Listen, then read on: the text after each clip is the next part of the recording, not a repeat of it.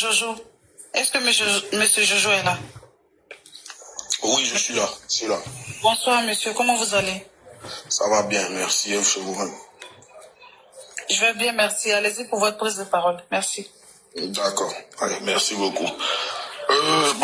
Moi, je vais commencer par mettre le pied dans le plat, parce que j'ai entendu beaucoup de choses qui ont été dites, qui me paraissaient relativement ne pas concourir ou ne pas concorder avec moi, ma réalité ou avec la réalité de certaines personnes. Alors, j'ai entendu dire quelqu'un dire aussi ce panel ici que ils vont venir au pouvoir encore, cette opposition-là, pour faire quoi? Ils étaient là, on les a vomis, le peuple les a sanctionnés, etc. Mais ils parlent et ils se substituent au peuple. Si tant est que vous savez très bien que c'est le peuple qui décide, alors pourquoi ne pas faire franc jeu pour que tout le monde aille aux élections de manière inclusive et de manière apaisée? Parce que la situation politique actuellement, la réalité sociopolitique de la Côte d'Ivoire est une réalité aujourd'hui qui est tout mais sauf tranquille. Elle est tout sauf tranquille. Prenons le cas du président Laurent Gbagbo. Mais attendez, voilà un monsieur qui a été condamné par une justice en Côte d'Ivoire. Le monsieur vient, il n'est pas emprisonné. Le monsieur vient, il y a des mesures même de grâce après qui sont accompagnées. C'est-à-dire, on lui reconnaît tous ses droits, mais lorsqu'il s'agit d'être candidat à l'élection présidentielle, là, on ne lui reconnaît pas ses droits. Mais c'est du dépôt de mesures. Le monsieur est là, il peut faire des meetings à Yopougon, il peut faire des meetings partout où il souhaite, il peut même faire un parti, il peut même constituer un parti politique, mais il ne peut pas se présenter aux élections présidentielles.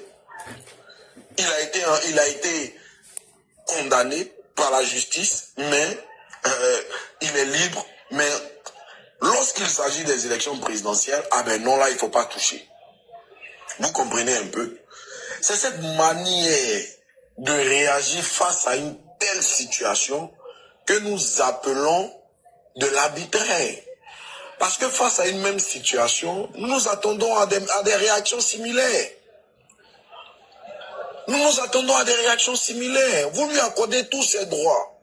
Même au bénéfice des statuts d'ancien président, vous lui donnez encore sa rente viagère. Mais quand il s'agit de présider à la nation, aux destinées de la nation, être en contradiction avec le président Ouattara, ben non, là, vous sortez de vos gonds et non, là, non, il faut mettre un trait. Vous voyez un peu, on estime que ce n'est pas sérieux. Lorsqu'on veut faire évoluer un État, ce n'est pas sérieux d'agir ainsi. On crée, ou du moins on fait voter une loi d'amnistie. Dans laquelle loi d'amnistie, tous les civils qui ont été auteurs, co-auteurs ou complices de crimes et délits, mais on veut leur responsabilité dégagée par cette loi d'amnistie-là. Mais laquelle même loi d'amnistie prévoit que tout le monde sera amnistié, sauf ceux qui font l'objet d'un procès devant les juridictions internationales. Et en fouille, on se rend compte qu'il n'y a que 2 personnes qui font l'objet de procès devant les juridictions internationales, que sont le ministre Charles Blé Goudé et le président Laurent Gbagbo, qui pour ma part est la figure de proue et c'est la cible qui a été visée. Et comme dirait l'autre, le sniper a eu cette cible. Donc, il n'y a qu'un seul élément, il n'y a qu'un seul individu qui est ciblé à chaque fois, même lorsqu'il s'agit d'un cadre général. Mais vous voulez que ces gens-là, qui s'accommodent à la vision et à la politique de ce monsieur-là, regarde faire, regarde les choses s'enfumer, mais arrivé à un certain moment, moi je pense que il ne faut pas tomber dans l'ivresse du pouvoir. C'est une maxime latine célèbre qui le dit, tout homme qui a le pouvoir est censé en abuser. Mais quand l'abus est trop liberticide, l'abus peut se retourner telle une épée de Damoclès sur notre tête.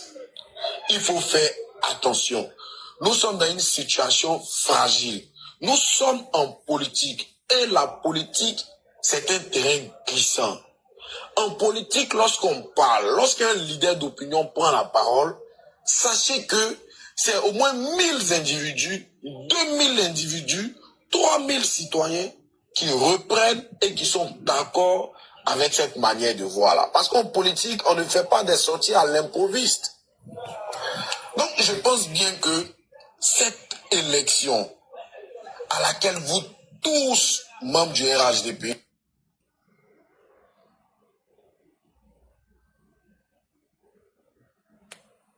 Aïe, qu'est-ce qui s'est passé? Excuse-moi la mère, qui l'a jeté? Qui l'a jeté? Oh, Famille, ne faites pas ça, s'il vous plaît. Ne faites pas ça. Ou bien vous montez, vous venez prendre la modération. Parce que ça, c'est pas bien. Qui l'a jeté? Non, on n'a pas encore la... Vous devez laisser, il avait déjà fini. Il va finir, on va le répondre. La mère, moi, j'ai pas la preuve qu'il a été jeté. la confirmation qu'on l'a jeté. Alors, doucement. Je vous en Dès prie. qu'il est tombé, on sait pas. Je vous en prie. Il n'est pas tombé. Ahmed, faut regarder, il n'est pas tombé. Mais on va scroller si on laisse. Famille, tapoter et pas. Il est là. Il n'a pas revenu. Non, même s'il remonte, il va venir prendre la parole. Il avait déjà fini. Monsieur, oui, Laissez-le finir. oui, bien évidemment, ils m'ont jeté, ils m'ont interrompu dans mon élan. Mais tu t'es pas blessé, hein. Tu t'es pas blessé, Jojo. Non, mais justement, ils m'ont jeté, mais je ne suis pas tombé. Justement, Désolé. par l'effet de l'air, de la gravité, j'ai pu... Désolé. C'est ce que Blé voulait faire au petit demandé à Paul Wouela. Jojo, tu t'as appuyé sur l'AES, tu n'es pas tombé. Tu as rebondi sur l'AES. D'accord. Et je termine mon propos pour dire, on voit trop de choses qui sont en train de s'ébranler dans cette petite partie de préélectorale, avec même la sortie du procureur de la République, qui parle de complicité dans une situation juridique où la complicité n'existe pas. Mais c'est un débat qu'on peut refaire, parce que l'article 30 du Code pénal est clair en la matière. Donc lorsque vous faites des sorties, lorsque vous commettez des actes, ou lorsque vous avez des attitudes qui frisent aux 2 poids 2 mesures, qui sortent du cadre expressément légal, qui sort du cadre républicain et qui s'apparente à une autocratie, vous verrez des gens qui ne seront pas d'accord et qui vous diront non. Mais pourquoi quand lorsque ces personnes-là vous disent non, vous vous offusquez? Mais diantre, nous ne sommes plus autant archaïques. Nous ne sommes plus à l'âge de la pierre polie. Nous sommes en 2021. La Côte d'Ivoire est une république. Il faut vous ressaisir. Parce que l'élection là, elle est tout sauf une élection qui semble ou qui sera apaisée. Merci. merci beaucoup, Jojo. Merci beaucoup. Famille, on t'appelle. On va me tirer. Ok, on peut aller. Qui rit comme ça? Cher mère. Éclaire ton micro, papa, ou bien tu veux parler? Oui, je voulais parler puisque c'est moi qui ai été indexé. Ah, d'accord. Voilà. Donc moi, je m'assume. Hein. C'est moi je parlais. Mais ce que Jojo ne sait pas, c'est que éclaireur ne parle jamais dans le vide.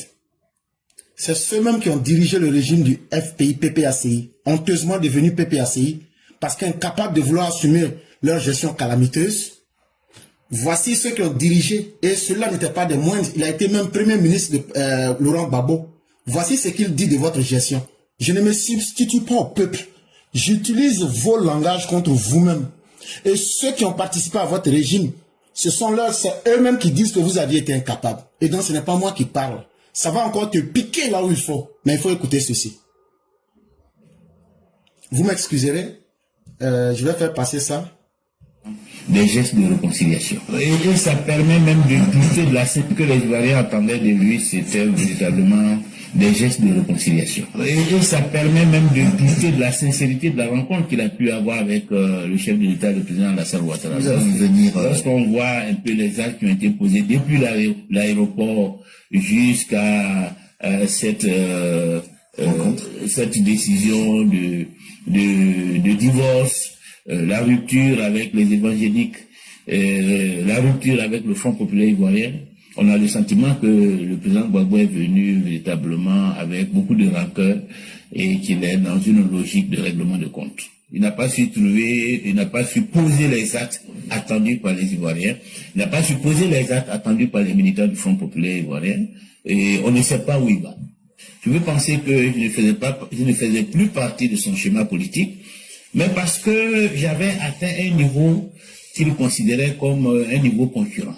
Et qu'il le considérait comme une menace à son leadership, au fait qu'il veut être le seul qui brille au sein de notre famille politique. Et que toutes les autres têtes doivent être coupées. Et tout le monde doit se soumettre pour qu'il émerge tout seul. Et je crois que c'est cela la dérive autocratique. Voilà, le culte de la personnalité. Et je crois que c'est tout cela qui fonde véritablement l'inimitié qu'il entretient à l'heure actuelle avec moi. Lorsqu'on perd le pouvoir, c'est parce qu'on n'a pas été à la hauteur du défi qui était posé. C'est pas une fatalité. Notre intelligence, notre vision tactique, nous n'avons pas pu trouver la bonne posture, les bons axes, parce que certains réclament la libération des prisonniers, mais n'adoptent pas la posture. Et donc, on aurait même pu s'arrêter là, Jojo. Quand on parle, non seulement nous avons de la mémoire, mais c'est ce qui vous manque surtout. Quand nous on parle, nous on ne parle pas de ce qu'on veut, mais on utilise les arguments de Afin Guesson, qui dit que vous êtes dans le culte de la personnalité de Laurent Gbagbo, qui dit que vous vous comportiez en autocrate, qui dit que vous n'aviez pas eu les stratégies pour convaincre les Ivoiriens, c'est ce qui vous a fait perdre le pouvoir. Ça là, ce n'est pas moi éclaireur qui le dit, c'est Afin Guesson qui a été ministre et premier ministre de Laurent Gbagbo qui le dit. Maintenant, cela étant bien dit, nous ne pouvons pas nous substituer au peuple. Le peuple étant le meilleur juge, on a vu le résultat de votre parrainage. C'est vous, votre parti, qui allez prendre des numéros de cartes d'identité, les falsifier pour augmenter les listes de parrainage. Et on a vu l'exemple le plus concret. Quand un de vos militants est allé falsifier un numéro de votant, d'électeur, soit disant que ce numéro appartenait à Laurent Gbagbo. Vous êtes un parti qui est foncièrement inscrit dans la fraude. Ça, on l'a vu ici, c'est passé, tout le monde a vu. Et donc, quand un parti fonctionne avec une telle mentalité de faussaire et de rétrograde, congelée dans les années 2010, quand vous parlez, toutes les personnes qui ont du respect pour leur intelligence ont honte de vos propos. Parce que vous ne dites rien qui tienne, et vos propos sont tellement si bas que c'est un agencement de mots, mais vous ne maîtrisez pas la sémantique. Et je reviens encore pour vous dire que Laurent Gbagbo, normalement, bénéficie de tous ses droits. Mais c'est du mensonge et vous ne pourrez jamais le prouver. Laurent Gbagbo ne bénéficie pas de tous ses droits. Et je vais t'expliquer. Laurent Gbagbo a bénéficié d'une grâce présidentielle.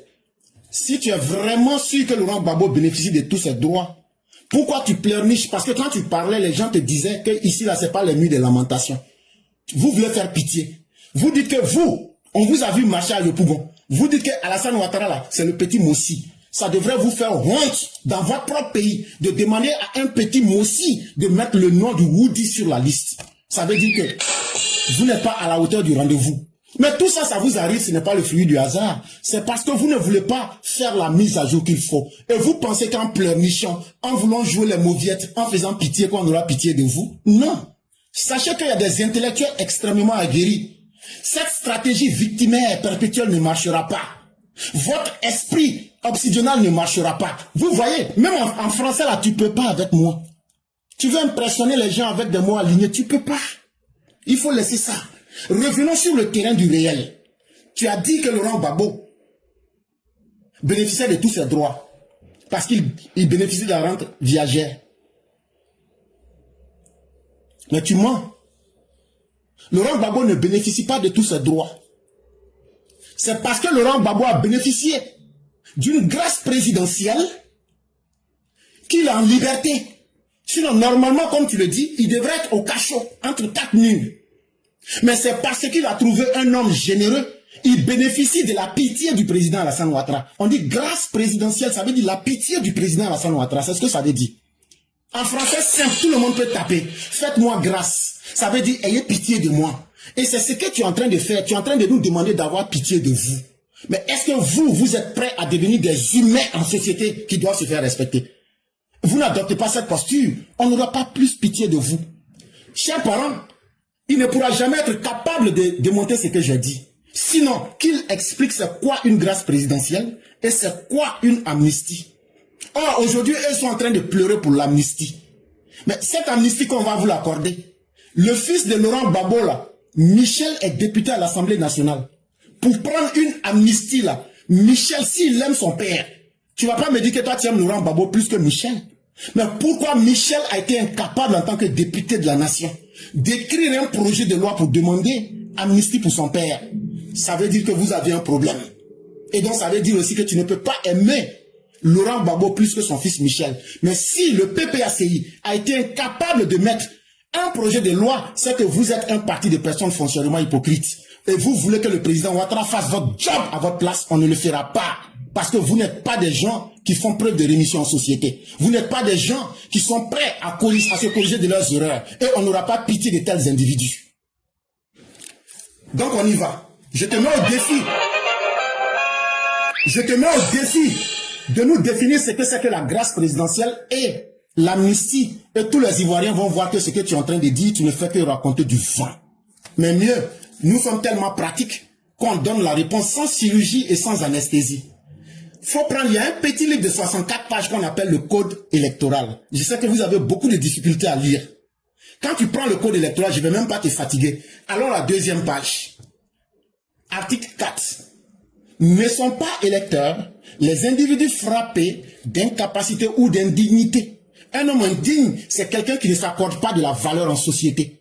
Et un homme incapable, juridiquement parlant, c'est quelqu'un qui ne répond pas à certaines conditions que la loi lui demande de remplir. Donc je t'explique les mots comme au cours préparatoire première année pour que tu puisses bien comprendre.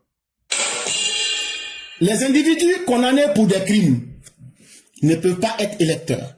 Des individus condamnés à des peines d'emprisonnement sans sursis pour vol, escroquerie, abus de confiance, détournement des deniers publics, faux et usage de faux, corruption et trafic d'influence, attentat aux mœurs. Les faillis non réhabilités. Quand on dit que quelqu'un est un failli non réhabilité, ça veut dire, ici là je t'explique simplement, la grâce ne réhabilite pas un individu qui est en conflit avec la loi. La grâce là, c'est la pitié du président Ouattara qui permet à ton Laurent Gbagbo là de flâner le long des rues, mais ça ne lui efface pas son casier judiciaire. Cela étant bien clair, Laurent Gbagbo est un prisonnier ambulant qui circule dans les rues construites par Alassane Ouattara. Les rues qu'il n'avait pas pu construire. On le met en prison et puis il vit sa vie de prisonnier dans les rues. Les individus en état de contumace, les interdits, et pour finir, les individus auxquels les tribunaux ont interdit le droit de vote, et plus généralement, ceux pour lesquels les lois ont été édictées cette interdiction. Et lorsque M. Koulibaly Kubier devrait refaire la mise à jour des listes électorales, il a appelé le ministère de la Justice. Il dit quels sont les gens qui ont un problème à la justice. Le nom de ton Laurent Gbagbo est sorti dedans. Et il n'est pas le seul. Il y a des milliers de personnes comme lui. Toutes ces personnes ne pourront pas voter. Donc ton Laurent Gbagbo là, lui n'est pas né 3 fois pour qu'il soit mieux que ces personnes. Et vos pitiés, on n'aura pas pitié de vous parce que votre Laurent Gbagbo même ne donne pas les raisons d'avoir pitié de lui.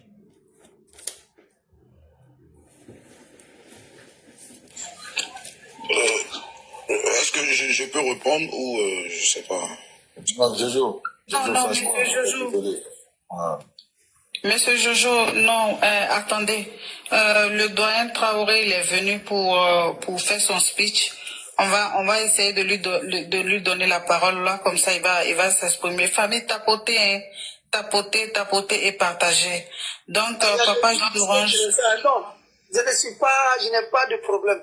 Laissez le frère. Non, doyen, parce que quand ça va commencer, il va parler, après ça va, les émotions vont venir. Donc, vous êtes là pour un but, on va vous passer la parole, ça, c'est mieux. Papa jus d'orange.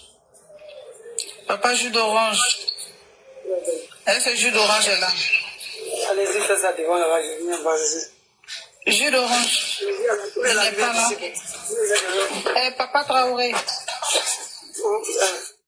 Oui. Papa Traoré. Oui. Voilà. Vas-y, famille tapoter, hein, tapoter, il va commencer. Allez-y, Papa Traoré. Oui, bonheur, dis-moi là, c'était lequel? Ce que je faisais ou bien ce qu'on a dit ce midi-là? Oui, bon, en fait, je pense que ce que tu avais préparé, on va commencer par ça d'abord, et puis maintenant, bon, tu vas terminer sur ce qu'on avait dit à midi. Est-ce que ce qu'on a dit à midi là, est-ce que tu as préparé ça? Ce qu'on a dit à midi,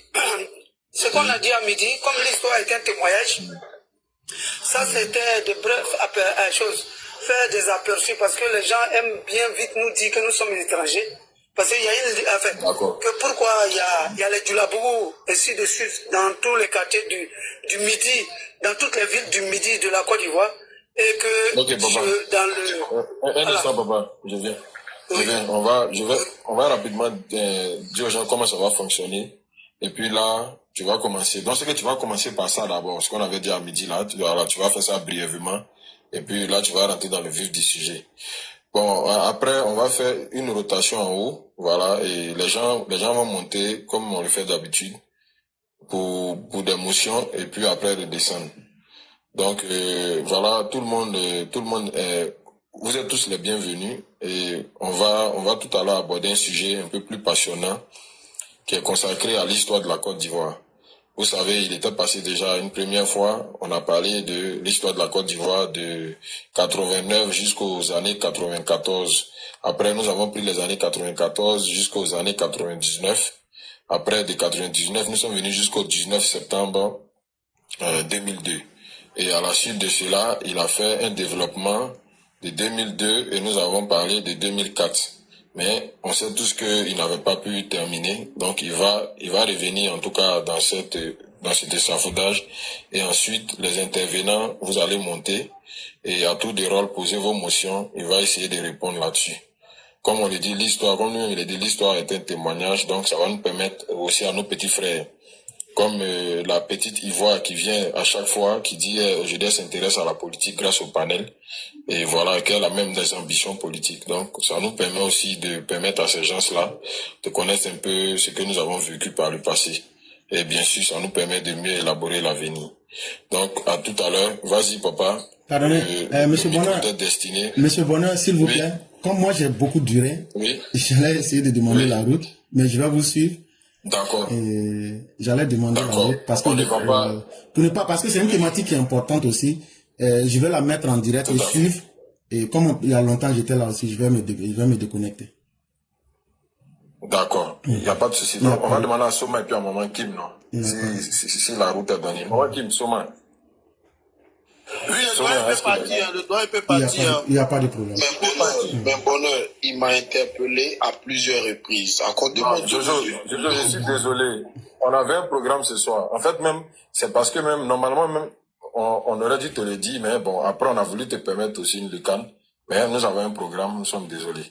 Soit tu attends, après le doyen, lui, il va pas au-delà de 30 minutes. Tu patientes. Jojo, si tu veux un débat, rentre excusez-moi, rentre dans l'inbox de Bonheur, il va voir le grand frère, et puis on va vous donner la page, vous allez faire un débat, 10 minutes, 15 minutes, il n'y a pas de souci, mais là on avait déjà fait un programme, on est même en retard, d'une heure du temps, donc vraiment désolé, voilà. Rentre dans l'inbox de Bonheur, et puis on va gérer ça. Il n'y a pas de problème. Mais Éclaireur a fui la dernière fois sur le panel de Bloco. J'espère qu'il ne va pas fuir. Il ne peut jamais fuir. Jojo, tu te donnes tellement d'honneur. Tu es trop petit. Tu apprenais avec moi. Et tu as vu que je viens de te démonter. Tu es trop petit. Ne te donne pas... Non, attendez. Ne te donne pas ce rôle-là. C'est toi te rendre ridicule. J'ai un programme qui est là. Il vient de te le dire. Je ne suis pas quelqu'un qui vit des réseaux sociaux. Et je viens de t'éduquer proprement. Donc ne prends pas les mots que tu ne maîtrises pas pour vouloir jouer avec. Même ton Laurent Gbagbo là, ou bien ton Boga Sako là, je les ai fait fuir. Je n'ai pas encore rencontré un garçon qui peut me faire fuir sur les réseaux sociaux. Donc, ne te donne pas ce rôle-là pour te flatter ton ego. Parce que tu vas faire des cauchemars, comme je viens de te le démontrer en quelques minutes. Ici même et aujourd'hui. Mais comme j'ai des obligations et je suis très respectueux, je reste toujours humble. Mais le garçon qui peut me défier intellectuellement n'est pas encore né parmi les gens du PPACI. Je crois que c'est le petit cadeau que je t'ai fait. Merci beaucoup. Voilà. Allez, voilà, merci beaucoup. Il n'y a pas de problème, cher frère. Voilà, comme vous aviez une thématique, moi j'ai descendu. En tout cas, merci beaucoup de m'avoir offert la possibilité, voilà, de m'avoir offert. Et voilà, je tiens à te dire qu'en français, il y a ce qu'on appelle l'infinitif. C'est le verbe offrir. Quand deux verbes se suivent, voilà, quand deux verbes se suivent, le second se met à l'infinitif. Voilà. Voilà. Tu n'as vraiment... Bonheur, c'est pas un lapsus. Bonheur. Bon, d'accord. Le problème, je vous laisse. On se voyait chez Ivoire devant la base. Les gars, je vous laisse tranquillement. Éclaireur, je connais mon niveau. Il n'y a pas de petit poteau là. Tu as le niveau CP1. Oui, non, je connais son niveau. Et je sais que tu as le... On se connaît nous deux. Tu sais même pas t'exprimer. Bonne soirée. Jojo, il n'y a pas de problème. Jojo, au cours élémentaire. Tu passes quand tu veux. Ça peut être sur cette page-là ou la page de Sissi. Ou sur la page de m'avoir offert. Voilà. Merci de m'avoir offert. Ok. Bonheur aussi, toi. Bonheur, ça va dire ça. Bonheur. C'est ce que je veux dire. Bonheur, français là, je suis trop calé que toi. Tu sais ça, faut pas faire exprès. Ça c'est franchement. Merci de m'avoir offert. Il faut partir, au revoir. Il est vraiment très calé en français. Il est vraiment très calé en français. Et vous voyez que... J'ai vu là, son niveau est trop bas. C'est aussi au cours élémentaire première année. On apprend aux enfants, quand deux verbes se suivent, le second se met à l'infinitif. Quelqu'un qui n'arrive même pas à retenir un cours du cours élémentaire, c'est la toile qui permet à cette personne de venir se confronter à nous. Nous ne sommes pas là pour nous distraire. La toile était calme, mais les gens apprenaient. Et comme disait Friedrich Nietzsche, dans Ainsi parlait Zarathustra, partout où la canaille boit de l'eau, elle souille. Nous sommes là pour aider les Ivoiriens. Et vraiment, je dis merci à la plateforme Soma. Merci à tous ceux qui m'ont accueilli en tant qu'un frère. Merci pour le respect que vous m'avez accordé. Et souvent, il faut aussi se frotter à la saleté pour pouvoir la nettoyer. Et donc, c'est pourquoi, quand ces petits énergumènes la montent, des gens qui ne savent même pas faire la différence entre la grâce présidentielle et l'amnistie, des gens qui ne savent pas que nous avons un code électoral qui fait 64 pages et que l'article 4 nous dit que Laurent Gbagbo ne peut même pas être candidat. Je lui donne des choses factuelles. Pourquoi Michel Gbagbo n'a pas demandé, lui en tant que député, de parler avec les autres députés pour faire une loi d'amnistie pour son père? C'est des choses qui doivent amener les uns et les autres à réfléchir. Les chers Ivoiriens, faisons confiance au docteur Ouattara. Ces élections, elles se tiendront. Le président sera élu à hauteur de plus de 80%. La Côte d'Ivoire va continuer sa marche vers le développement. Et chers frères, je reste disponible à toute tentative de vouloir me joindre. Et n'hésitez point. La ligne est ouverte entre nous. Chaque fois que vous avez besoin, essayez de me joindre. Je dis merci à tous les RPV qui nous ont suivis ici et que la grâce de Dieu demeure en nous.